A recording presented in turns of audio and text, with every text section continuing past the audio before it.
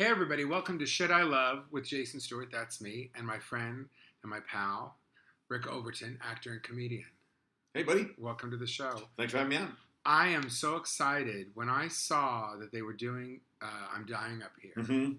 I was so excited that you were on the show. Yeah, me too. And you get to work with one of my favorite actresses, Melissa Leo. She's brilliant. Who is just, This season, she's just smashing it. Like last season, but this season is even better, I think. So much of the heart and the gut is coming up this season. And we had a fun scene that we shot that was episode 08 of season 2. But I have this nice... Has it been on yet, right? Yes, it is. Oh, it is? Are they on 8 already? They're on to 9 already. Oh, they're on to 9. So this is the one with, you were sleeping with her daughter.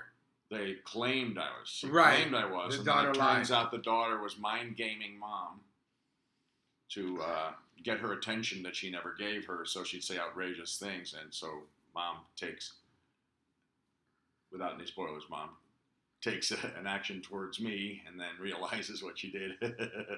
Well, what happens? You can't tell us. Really. Why would I do that? Because I was so scared that you weren't going to come back. Because that's all I think about when I'm watching those shows is these are my friends. I want them to keep working. Don't kill them. Did you see the episode? Yes. I don't know what's going to happen. It left it in the air to me, I think. Me? Yeah, I think. I'm coming back. Okay.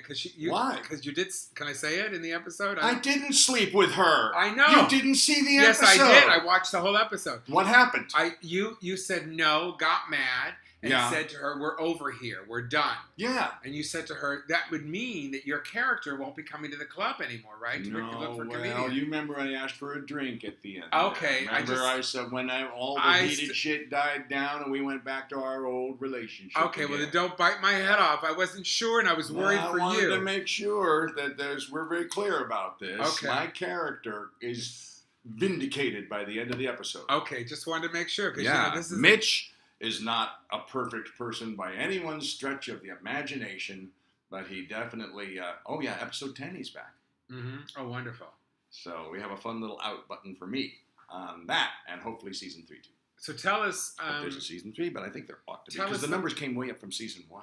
I think they went from a 4 to a 17, man. That's usually what happens because people find the show. And then they found it in season 2. It's a show worth believing in and staying with.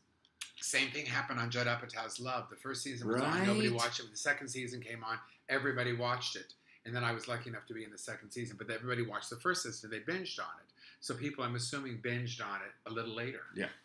So probably the ratings went up, and you guys don't know because they only count it when it first goes on. Yeah, that's right. I bet it went up per the season. Because if it started on a 17, that means it's probably rolling taller now because they're just smashing it. Oh, my God, is Brad Garrett meritorious of an award? I have been texting back and forth with him because I work with him in Vegas. Yeah, I text him too.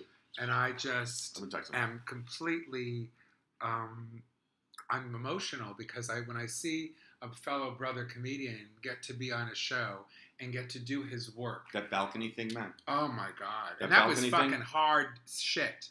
It was very esoteric dialogue and it was completely out there. And I was thinking, God, Brad Garrett, man. Yeah, how is he making sense of this? Is a brilliant American actor. And way past anything anybody thought of. Just, not that he wasn't brilliant on Everybody Loves Raymond, but so much more than one character. And what I always say to people is, we are not one-trick ponies. No! In our middle of our routine, we're 10 people. Sure. We're everybody that we were talking about that night. And then tomorrow night, we're 10 more people. Mm-hmm. Right. And so if you just write the right thing for these people to say, watch them say it. Watch them nail it. Watch them hit it out of the park. If you just give them that leap of faith that they can. Mm-hmm. I think so. Look at Dana Gould's work and Andy Kindler's work and Paul Provenza's work and Judy Gold's work and Kathy Ladman's work. Stephen Garino. Yeah. I mean, and some of the newer guys who I don't know as well, just wonderful. And Eric Griffin, man. Eric Griffin is smashing it out of the park. R.J. Seiler. Oh, it's really, really brilliant. Yeah. And I especially like the girl. I don't know what her name. I can't remember her name. Ari. Yeah, Ari Grainer. Yeah. She plays Cassie. She's is sort of what I call the Elaine Boozler-esque character. Yeah, some will say that, but she has a feel of Elaine in there. A little bit of Elaine. Look how much Elaine keeps. Yeah, right. Her influence, Maureen Murphy. Right. There was a lot of influences in this sort of amalgam of people. I'm an amalgam of people. Who is the black woman who forgot her name? Character. I don't know the amalgam, but I think there were several voices from back then. Well, there were. It's Shirley Hemphill. Shirley Hemphill, but also Marsha maybe Warfield too. Yeah, that's a little good. Back in the early days of the '70s when they were the voices. Yeah, so we were talking about that, whether there was some Hemphill.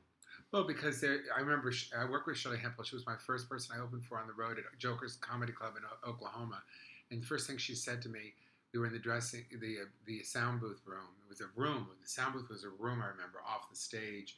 And she was wearing men's running pants, a fitted Oxford shirt, white tennis shoes. What year was this? 1985. And diamond earring studs. And she looked at me and she said, in my face, "Jason, do I look like a lesbian?" I said, "Yeah, you do, Cheryl." And she just turned her head and she just had this sly look in her face. And we were both in the closet then. We were both completely closeted. And it was the first time I'd had anybody sort of acknowledge anything and sort of let me on the inside of something. So I remember. You weren't alone. Yes. She let you know you weren't alone. Because I felt alone for a long time. Well, that's really important. She was a good person. Yeah. We would hang and joke around a little bit. You know? We'd work together sometimes, and so that's how we got to know each other. But you were so kind at the Improv. I was saying to you when we were parking your car, you were so kind to me at the Improv. You and Pam Stone. Yeah. Your Coach Judy. Yes, and you were so kind to me. You never talked down to me. You always were inclusive, and it wasn't easy for me in those days. It was very hard for me to feel like I fit into anything because most male comedians, as it shows on your show, it's about the girls.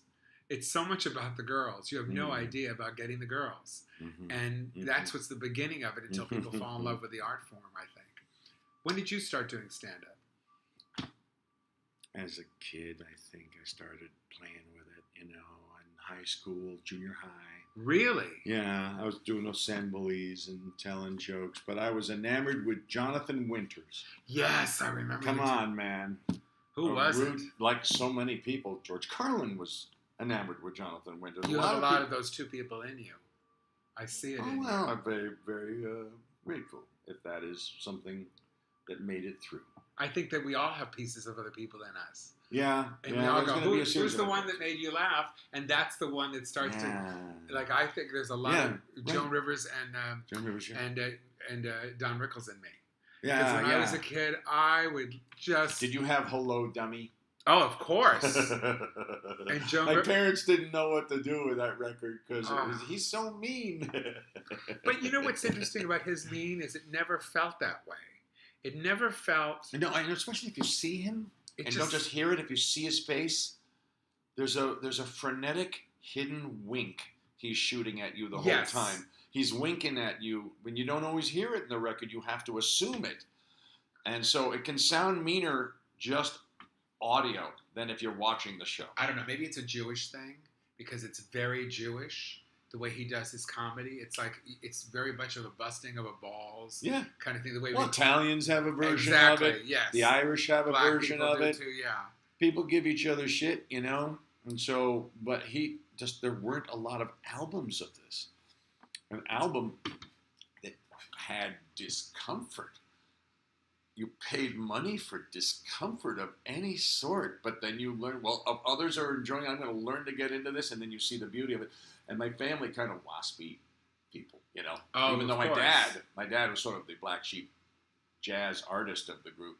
On mom's side, they were all like, oh, why is he saying those things to all those different ethnic groups? And Well, he also was really ahead of his time in the sense that he was one of the first group of people that actually talked about those stereotypes, and his kind of comedy is no longer prevalent in the same way because we've evolved. Yeah, you can't always go back to that style and see it. You'll even watch things as recent as a Monty Python sketch, And see, they were making fun of an absurd uptightness that doesn't exist anymore Exactly. in some ways. And so the parody has to change for the times. Right, in the same way that you'll make fun of a stereotypical gay person as you did years ago, you wouldn't do that now. Yeah. You wouldn't because it's not the same thing. Right. We've evolved. You know what I want to do really quick so I don't forget, and it's real early in the show, so I'm going to do my commercial for my sponsor. I said, this is for my friend Scott Crawford. You're home away from home in Silver Lake. It's Casa Crawford. It's in strolling distance of both Echo Park and Silver Lake. Casa Crawford is the perfect bed and breakfast. It's an Airbnb. It's only a couple miles from downtown and Hollywood. You get this really large bedroom and original artwork on the wall, and it's gorgeous. So call for a reservation now at 323-663-1664. Speak to my friend Scott. That's 323-663-1664. Casa Crawford in Silver Lake.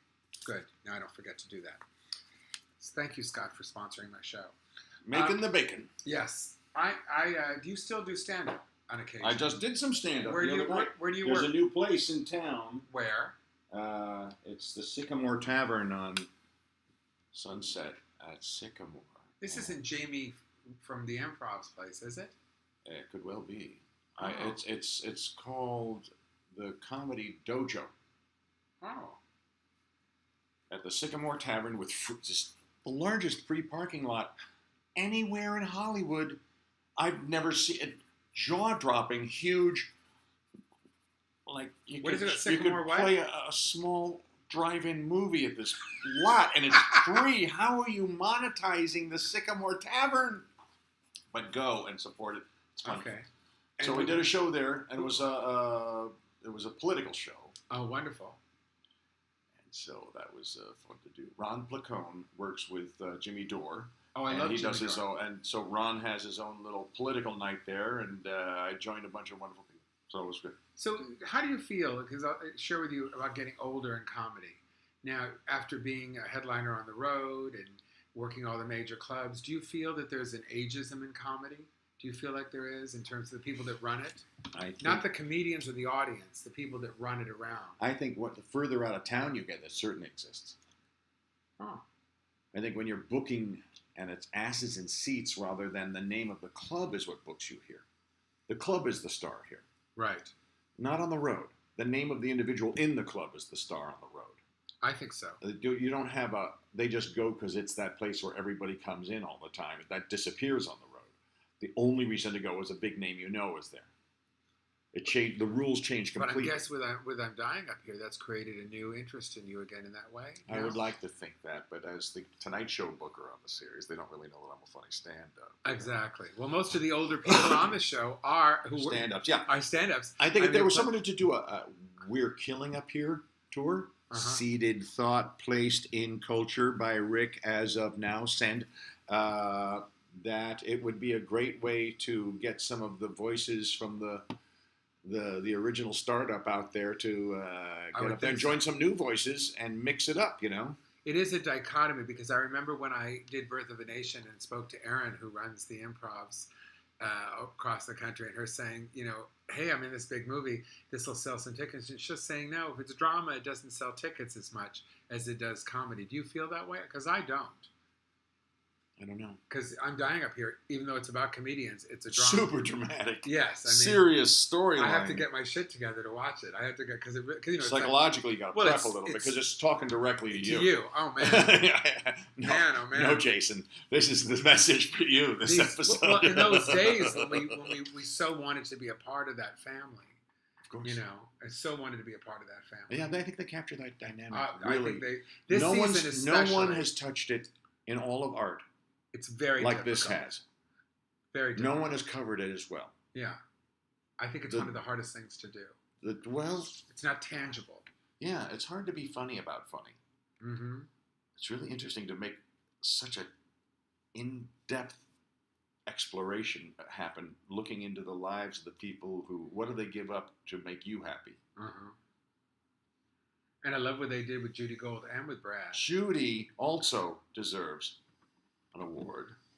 I think a lot of people on the show deserve some real attention and lots of work. Well, I voted for both of them on the Emmys. And And for you. Thanks, brother. Always. I think I always vote for whoever my friends are anyway. But I think you guys are terrific on it. I think so too. I'm in scenes with people, and I'm watching off the sides, and my jaw. I'm just so happy. And I'm so happy for all of them. All of us are getting a chance to prove we do this other stuff, man. Were you nervous when you heard it was Melissa Leo? Or were you a little nervous? No, I was excited. I was How happy. was it? How was that meeting? Big fan of hers. I me know too. her work, and then I get to work with her, so it was exciting. I was just thrilled. I was over the moon.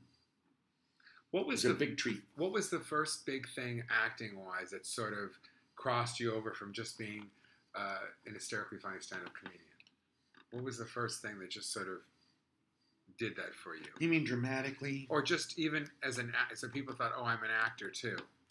Oh, gosh. Because it's so long. I mean, I remember Willow was a really big thing for you. Yeah, Willow was He's a character, and you're not going to win any awards for being this guy, but you'll make a lot of kids laugh and some grown-ups too. Right. But so that's the gig, man. Sometimes it's you're making everybody happy, and you don't worry about the acknowledgement or nothing. There's just, if you got some laughs, that was the acknowledgement. Your laugh was your word, and I'm very grateful for the gig. I'd say things like Astronaut Farmer were nice. Really did that for with Billy Bob, and that was a more dramatic thing. And because you went on to do North Fork was huge, I thought, and so was a nice, fun exploration into a larger character development thing. Would be Eight-Legged Freaks that Dean Devlin had. I was kind of a fun character in that. I love Dean Devlin. And he was all through the film was the thing. So he's funny, but then there's that one. Then there's The Informant. Soderberg, that's what I think was another big... That changed the curve of me being that guy. He's a real guy. I played and a real also, person. you didn't play a comedy person, and it was a big studio film. It was Matt Damon, and everybody saw The Informant, yeah. There was a lot of attention. How about Tom Wilson and everybody else that was smashing serious performances? Tony Hale, I mean, crying out loud, man. It was a great cast. Another chance for a lot of us to prove we do this, And what did Bob Zaney? Smashing. Which really was Attorney, I was right? thrilled. The Smothers Brothers. Come on, right? As a judge and as an exec. They specifically wanted comedians to play straight. Which I thought was so interestingly, what was the Soderberg experience? What was it like working with him? Wonderful. He let you go. He trusted you. And if there's something wrong, you'd fix it. So he let you improvise? No, not so much improvise as your take on who this should be. What do you bring to this? Wow. As opposed to, I needed this guy to do it. If it's anything, speed up a little bit, get us out of here sooner, something like that. Really? Yeah, really loose, cool director who is... He just knocked the water, and he caught it very, very fast, reflexes. Krav Maga, baby. Okay. Who were in your scenes? I don't remember. The people that you work with on the film. Oh. Do you remember? Because you were in scenes with a lot of people, right? I was with Matt, and then I was with... Matt Damon. Yeah. What's the Matt Damon experience? He's great. He saw me. At one point, I'm kind of like, bullying him a little bit. He's his boss. This guy was a real person. And he was kind of a mean bastard boss, And so he said, what is this thing you're doing? It's kind of intimidating.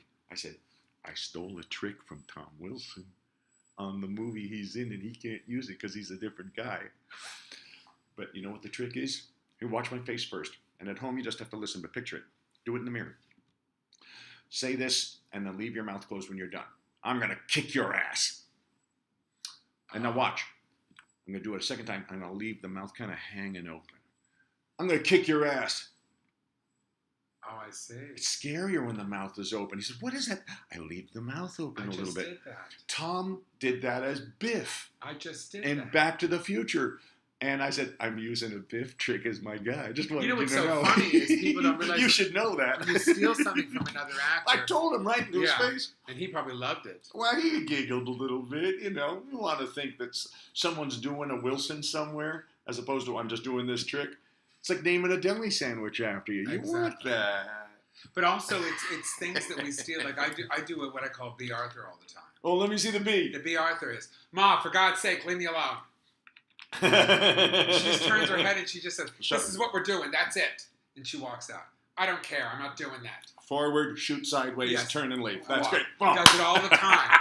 Great. And I would say I'm doing my B. Arthur thing because I didn't know what to do That's with this hilarious. line. Yeah. And I had done so many sitcoms, and everything I tried to do to make these people, these, we were talking about comedians are so hard to work for when they're writer producers on sitcoms because they have this idea they want you to speak in their voice, and they want you to do it fast, and sometimes it's really hard because you have your own comedic voice. Right. And so I would just, when I didn't know what to do, I'd do a B. Arthur. It never fails. When does B ever fail you? Never. No, you get a laugh every time. I right? love B. Yeah, loved her. She was a tough gal, Marine. Oh God, Maureen. She was a Marine. Oh, she was. She was in the military, I believe. Really? I think she was in the Pacific. I did not know that. If not a Marine, I know she served. What do you want to do? What kind of role do you want to do? You know, man. Who do you want to work with? Oh God, I want to work.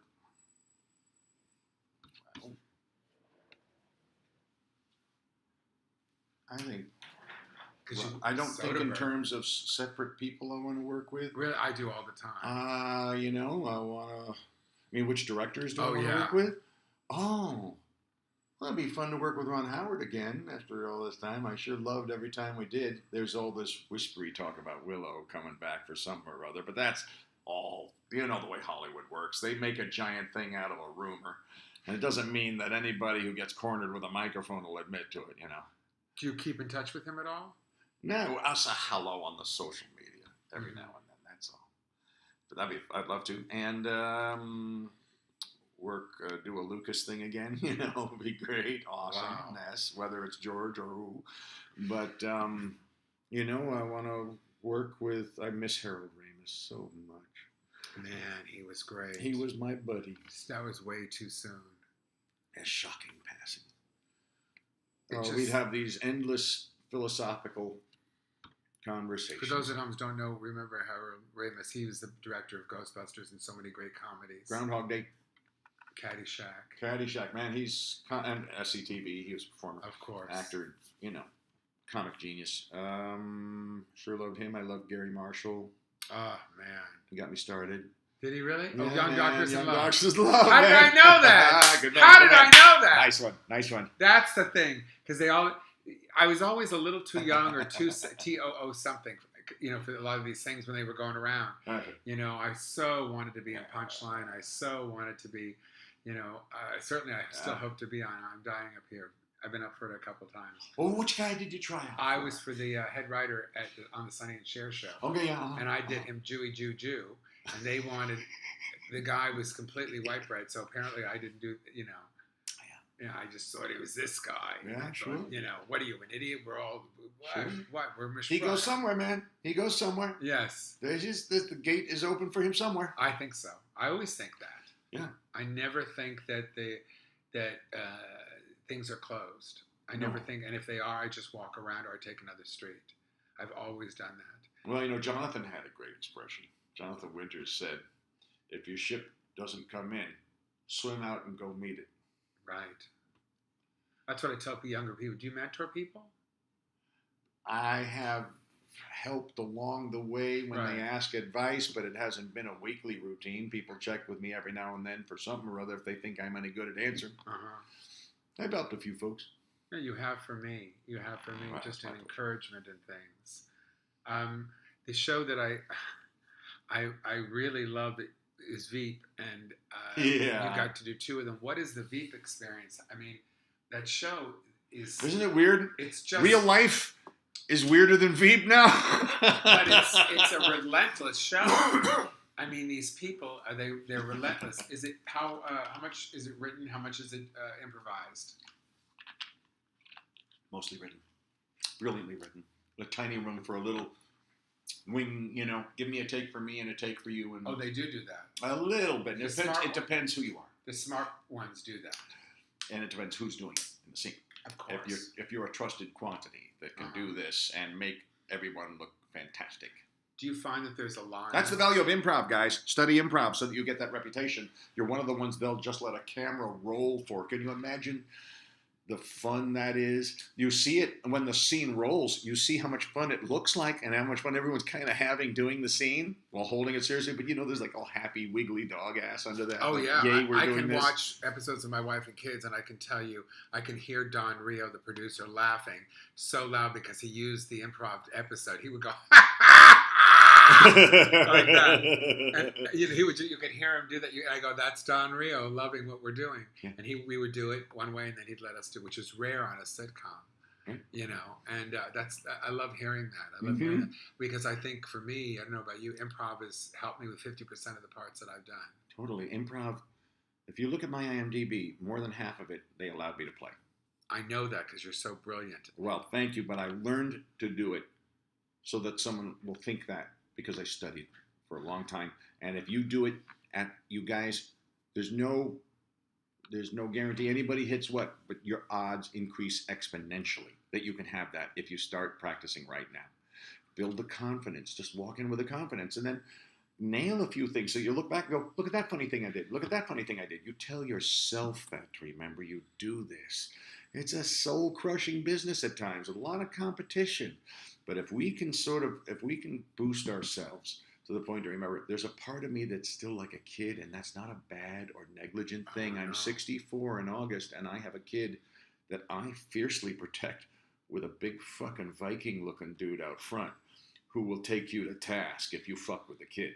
It's the hardest thing. You don't touch that kid because you gotta have that kid. You gotta have that kid. He makes all the funny stuff. He's paying all your bills, man. And then you gotta make sure he doesn't get crushed. That's it. It's really child labor in a weird way, but it's not labor to him. But make sure they know what they're talking about. The kid inside all of us. Your inner child is the one that makes all that's new and creative and funny. And this big old crusty guy on the outside is to make sure that kid's safe the whole time. Mm-hmm. I started by putting buttons on things. And that's the way it started, is I'd say something at the end, knowing that would be safe, that they could cut. And then they go, oh my God. But the way keeping your tags after a while. Exactly. They stretch the scene with a button, exactly. Right? Yeah. But you gave them what they needed, and then you put the thing so that you knew where the cut went. Yes. That's smart. Yes. I learned also, being a character actor as you are, and same as I also learned, so many things in film, like you always want to get into the star's shot somehow with a piece of business you're handing them or touching them, or because this way they can't cut you out. And always come in editors love, like, I don't know, I use reading glasses constantly in a scene because that means as you put them on, they'll want a moving shot. So you want them to constantly, so this way they'll go, oh, that's an interesting way to get into the shot. Because this way you travel with your hand, exactly, right? And then swing over to the always have an inner life. Always come from someplace. Always go to someplace. Now you want to hear something interesting? When you're doing mockumentary, like a Christopher Guest kind of project. Oh God, that's my fantasy. No inner life, second agenda whatsoever. It's all completely forward and out front. Huh. It is entirely laser pointer linear. You say precisely what you mean. No one ever lies in one of these. So going after the goal. What I'm saying is it has to be shown all on sleeve. Wow. There's no hidden anything because there's no time or room for it. And the whole point is people, or if it is done, the liar is so blatantly bad at it and obvious at it, we all see immediately and we see through it, except for the liar. And the only time they're really lying mostly is to themselves, thinking they're much better at the thing they're talking about. Yes. Than they are, Yes. That's the genius of it, though. And Christopher Guest, for those at home, is so it starts with Guffman, then Best in Show, and then Mighty Wind, For Your Consideration, and Mascots, which is now on Mascots TV show. Yeah, Mascots, which is now the film they did that's on Netflix. Yeah, it's on Netflix. Yeah. And he uses a lot of the same people. He uses his crew. Yeah, but other people get slipped in. They do, and that's where you guys fit in if you learn your way around. Did you do one of them? No, I'd like to, though. Oh, you would be brilliant. I think I'd be awful good for it, Chris. Think about old man Overton. You got to work with the Duplass brothers on Togetherness. Mm-hmm. I work with them on Tangerine. Oh, fantastic. Great guys. Really brilliant.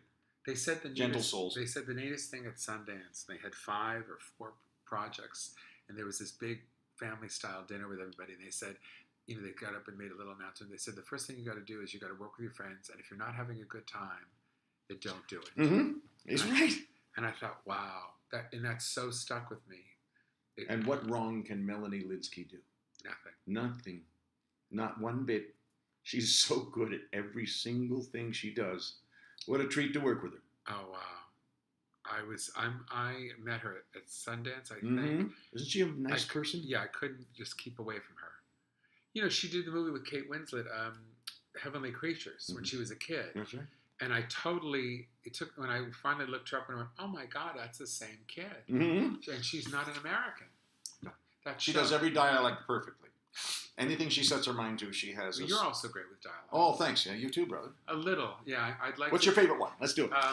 I think I just did Russian. I love. Let me hear your Russian. Russian Polish talk like this. I just played this very successful what you call interior decorator on this soap opera. I talk like this. They want. That's good. Yes, of course. Who are you to me? Who are you? Who are you to me? That was my catchphrase.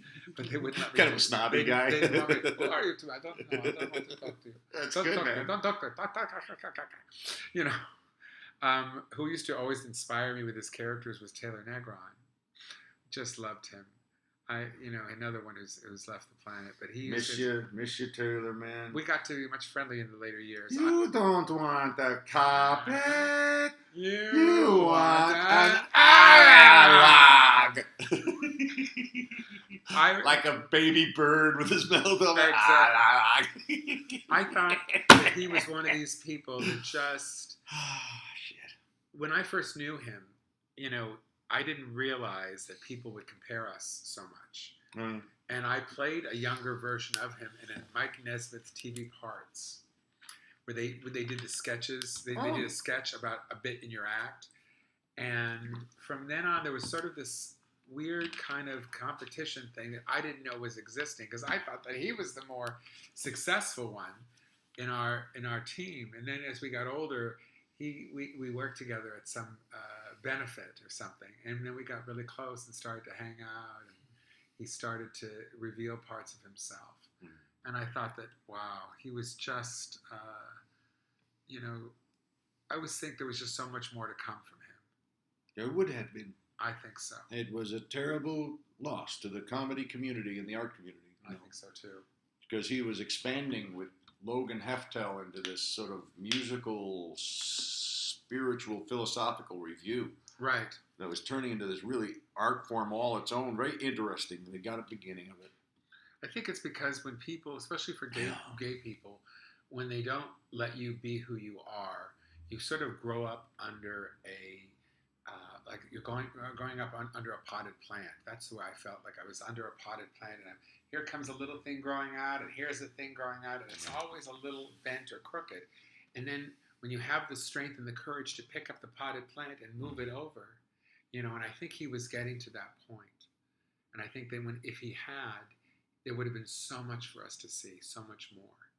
And, this terrible disease got a hold of him. I do believe taking back the power of who you are is so important for me that now it just doesn't matter. Nate Parker said something to me that I had heard before, but when I heard it for him, when I was working on Birth of a Nation, he said, where talent meets opportunity. Mm-hmm.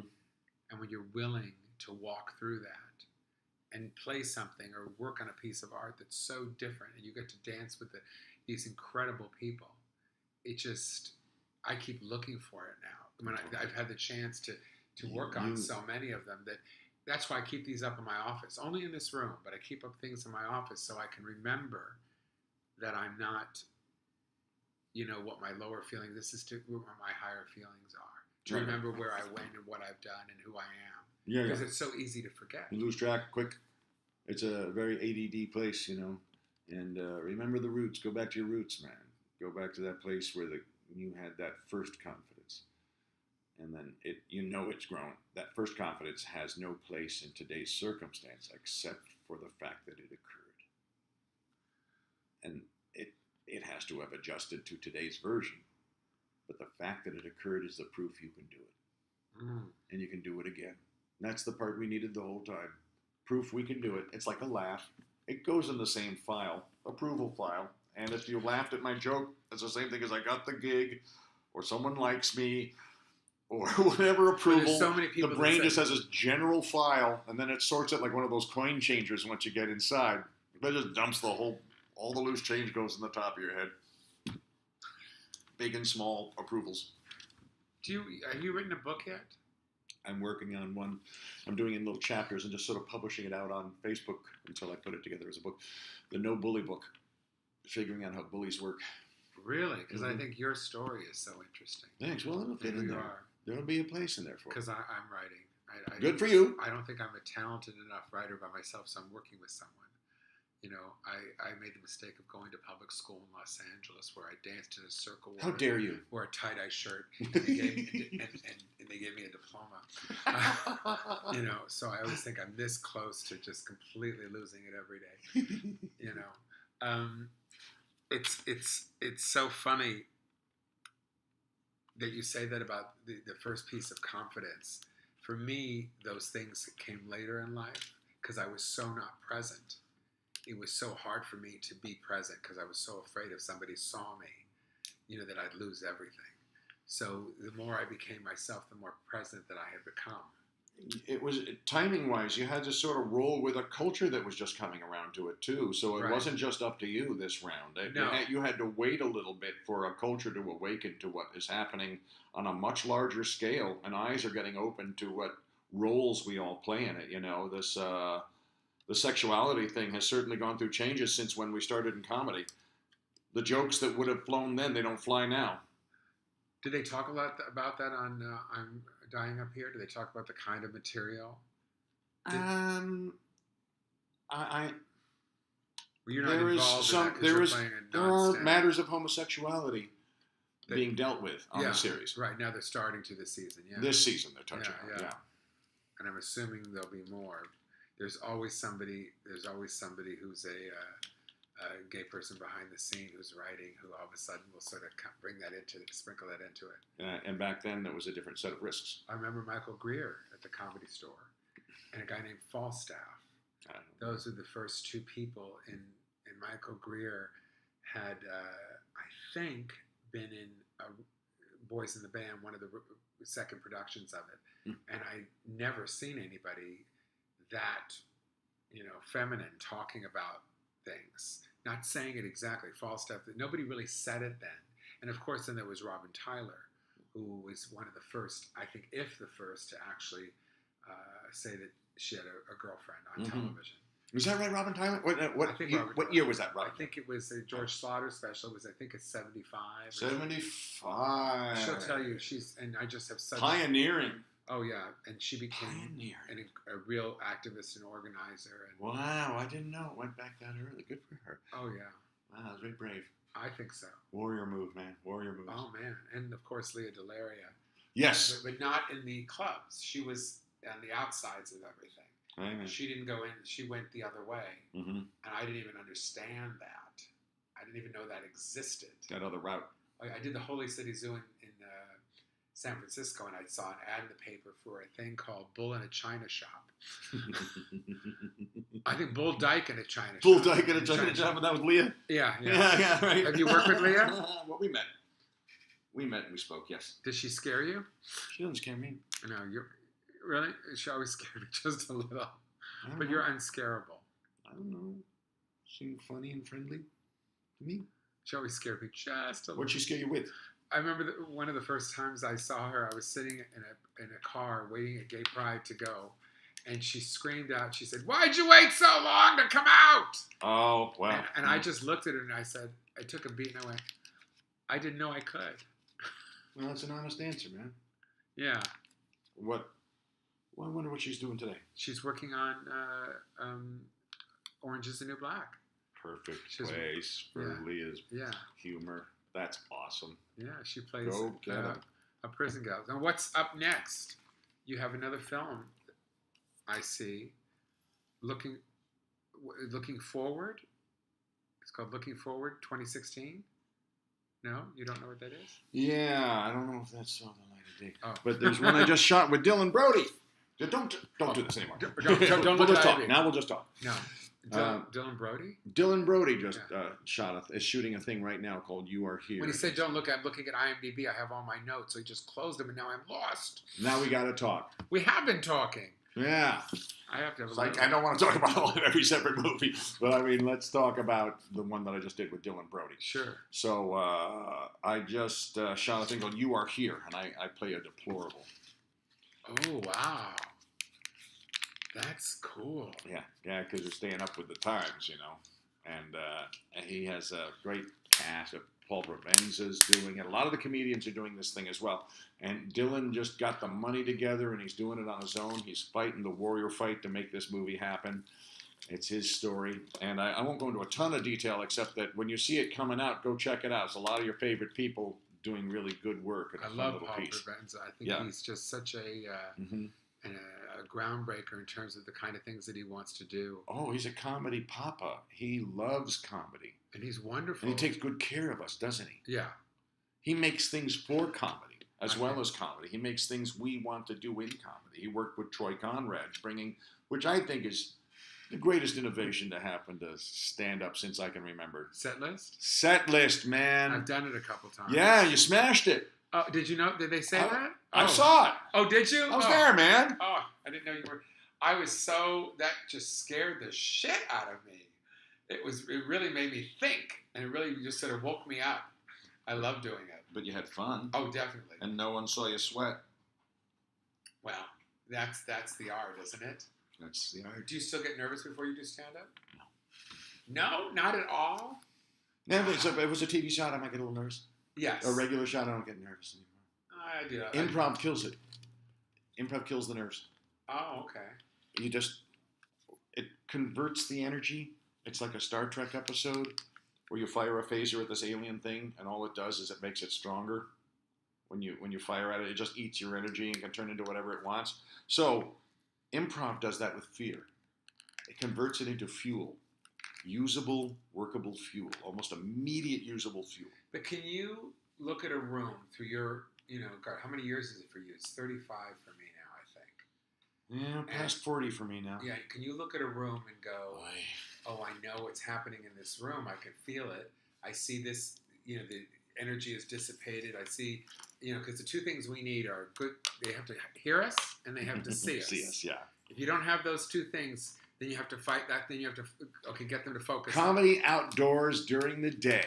Awful Because it's either you or the flock of birds or the little girl with a sparkler or the barking dog. Or God. Or airplane or God. Yes. Leah taught me how to do that because I saw her on do gay pride. Outdoors during the day.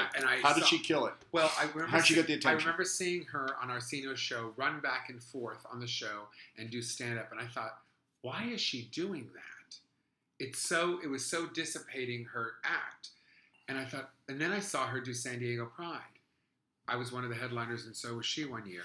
And I said, personalizes it. Yeah. Oh my God! But she's doing what she does out. She thinks she's somewhere else because it's so big and so wide on the TV. She forgot that there's a camera, and later she kept walking off the camera. Exactly. So later she knew how to do that. After she must have saw it because her sets completely on TV changed. Her second time she came back to the show, and I thought, oh, she learned it at Gay Pride, and then I learned how to do Gay Pride because of her. She doesn't know this story. Nice. I learned how to do outside. Here's this story. I learned to hear outside venues because of that. Oh, right on. Yeah. Very cool. Very cool. Well, I've watched you and people like you and Paul, and you will go into your own shit and pull people with you. And that's something I'm learning to do. After around 30 years, I started doing that, feeling comfortable doing that, because I always felt like I had to keep my job, and I had to make sure that I had keep it going. But now I feel you're like the king of this. I remember you did this whole thing with a board. I forgot what it was. It was this thing you did with a board, and you were. Do you remember what I'm talking about? The evolution chart? Yes. That was on my HBO special. It was so funny. Oh, thanks, man. And it was so completely out there and so completely what I would call, people always say to me, when other people ask me, am I funny? I say, if you think you're funny, you're funny. Your job is to set it up so that people understand. And you so do that thanks. so well. Thank you. Do you think of it that way? I think I will from here on in. Because I think everything I say is because I think I'm a funny person. But how do I get it to them so they know? Yeah, where I came from? Translate it. You make you laugh. Yes. Now the and trick my is friends. get them to. Right. And that's universalizing your act. Yeah. And so they don't have these. Or maybe I like that. That maybe works. not That's good. universalizing, but It's kinda. setting it up because I think universalizing says that we're pulling it down. Somehow. I wouldn't say that. I'm saying you're expanding it because yes, the trick is like not that. only did you reach them, it still makes you laugh. Exactly. You didn't lose your part of it. You didn't sacrifice your values to reach theirs. Yeah, definitely. Mm-hmm. It's because and I learned that from going all over the country, being a Jew and gay and from a big city. I really didn't understand the other people. Did you? I mean, where did you grow up? You're from Wisconsin? New York. You're New York City or New York State? Forest Hills. Oh, okay. Oh, wow. Forest Hills. That's the who state, right? Any play I would ever hear.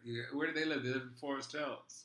Not where we live. No, you're on the other side of the tracks at Forest Hills. There's different strata.